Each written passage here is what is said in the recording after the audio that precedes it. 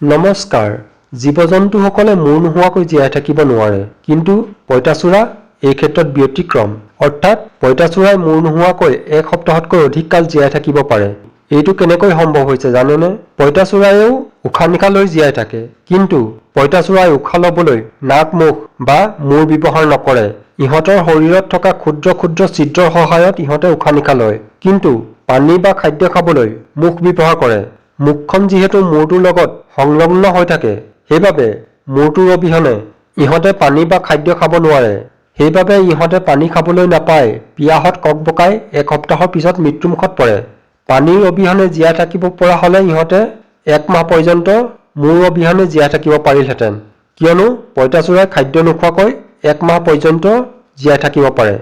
ভিডিঅ'টো চাই কেনে লাগিল অনুগ্ৰহ কৰি কমেণ্ট বক্সত কমেণ্ট কৰি জনাব আৰু এনেকুৱা তথ্য লাভ কৰিবলৈ অনুগ্ৰহ কৰি চেনেলটো ছাবস্ক্ৰাইব কৰিব।